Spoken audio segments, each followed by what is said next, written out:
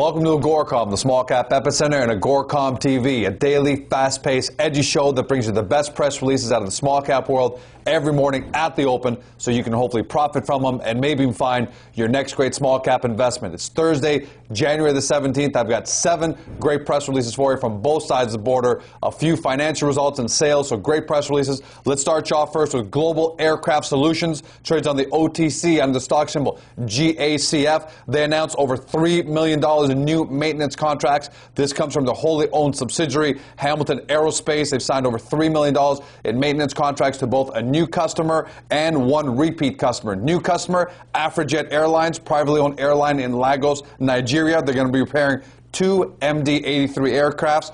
The repeat customer, this one I really like, is the Secretary of Defense in Mexico. They're going to be working on a Boeing 737. The company closed yesterday at 52 cents. I like this. Great revenue numbers and a repeat customer and a new customer. I like the repeat customer being the Secretary of Defense. They must do some pretty good work there. Next up, Nighthawk Systems making a repeat performance on AGORACOM TV. Trades on the OTC under the stock symbol NIHK. They announced that they received an additional order from the Nebraska utility. If you don't know what Nighthawk does, let me tell you first what they do before we get into the contract here. They give electric utilities the ability to wirelessly disconnect or reconnect power from one centralized location. So that's significantly different from the current norm that has utility guys going out in trucks to and from homes and commercial properties and manually having to either disconnect or reconnect power. This is a groundbreaking technology here. It's a game changer, and that's why I really like Nighthawk Systems.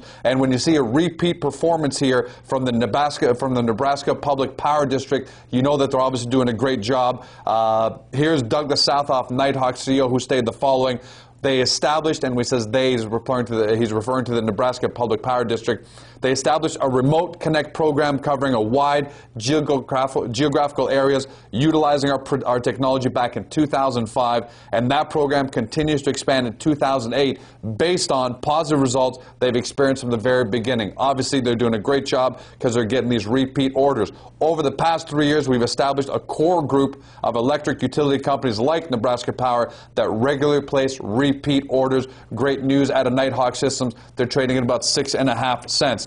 Next up, Acceleware over on the TSX Venture Exchange under the stock symbol AXE. The company announced that they've shipped and invoiced just over $1 million during the fourth quarter ended December 31st, 2007. This is the first time in the company's history that they've achieved this milestone. And what I liked about it, they did it from 3 separate verticals, one being electromagnetic simulation, seismic data being the other one, and image reconstruction being the third. We have a quote here. Sean Krakowski, who's the CEO of Acceleware, we expect demand to continue to grow throughout 2008. The company's products are deployed by companies around the world to accelerate power simulation and data processing applications. So what does that mean? Break it down, the need for speed. And we know that computation and data processing and all those things need to speed up. People want more power, and obviously this is what Acceleware is providing. They're trading at 85 cents as of yesterday.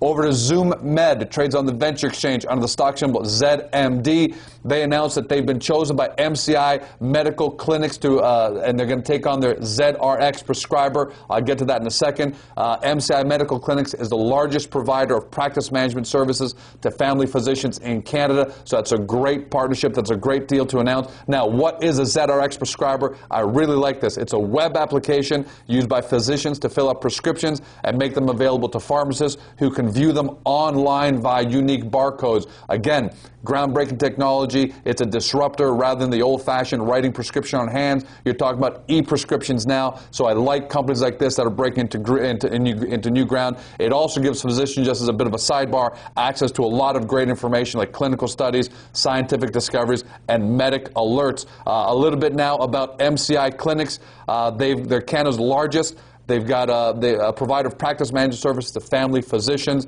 which has over 250 doctors in 35 clinics in Ontario, Alberta, and British Columbia. Yves Marmet, who's the president and CEO of ZoomMed, gave me some really interesting and actually shocking facts, and maybe tells us why this e-prescription model is going to be the way of the future. As we all know, he states, and I don't think many of us know this, 700 deaths and 150,000 hospitalizations and hundreds of millions of dollars in added healthcare costs are incurred each year simply from poor handwriting or improper prescribing. So ZoomMed is obviously working very hard to work with physicians to solve this problem. They closed yesterday at 42 cents. I like that news.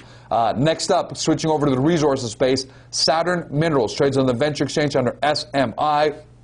These are assay results from their 2007 drilling program on their Wheelba property in northwestern British Columbia.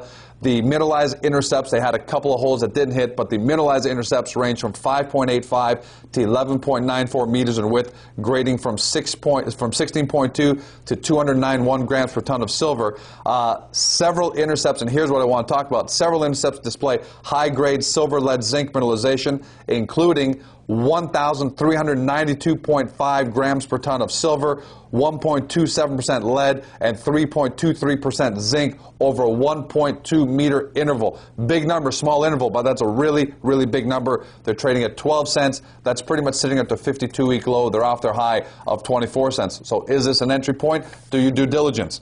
Next up, TTM Resources trades in the venture under the stock symbol TTQ, as well on Frankfurt for our German viewers under T2U, and this is great news for our AGORACOM members. We've got a very active TTM Resources hub on AGORACOM, so good news for all of you. This is phase 2 program intersects, and they're saying that they've got additional high-grade moly. These are assay results on this 100% owned Chew Moly project. And this is in Vanderhoof, British Columbia. Here, some of the highlights. Hole W005, 146 meters of 0.094% moly. Hole number 04, 139 meters of 0.071% moly, and E006, 50.9 meters of 0.101% moly. The company is commissioning a resource estimate and an NI 43101 report for the project. They closed yesterday at $1.14. No doubt the AGORACOM members on the TTM board are going to be busy today.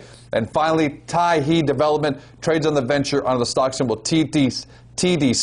They're reporting from their Ormsby Zone diamond drill results, including 5.1 grams per ton over 18 meters and 4.2 grams per ton over 17.3 meters. The Ormsby Zone project is located in Yellowknife. It's a gold project. The results were favorable, with 41 of the holes reporting significant gold mineralization. The two significant holes are the ones I talked about, hole 447 and hole 478. These were collared at the northern extremity of the Ormsby Zone. Dave Webb, Taehee's president and CEO, said the following, which I thought was pretty important. It's encouraging to note that despite most of the holes being drilled at the extremities of the established resource, significant gold values were still obtained. A substantial number of drill holes remain to be reported from the 2007 drilling program, so look for more news out of Taehee. They closed yesterday at 42 cents. Took a look at their chart. They tumbled since the beginning of November. Not sure why. You have to do your due diligence there and make sure there wasn't any kind of big negative news, but otherwise maybe a good entry point. That's a wrap for the day. 7 great press releases for you. As always, if you're looking for more great small cap companies, don't forget about the AGORACOM marketplace. Over 80 companies now listed by industry and exchange with great summaries, so you can find the one quickly that best suits your portfolio needs. Until tomorrow, have a fantastic day. Talk to you then.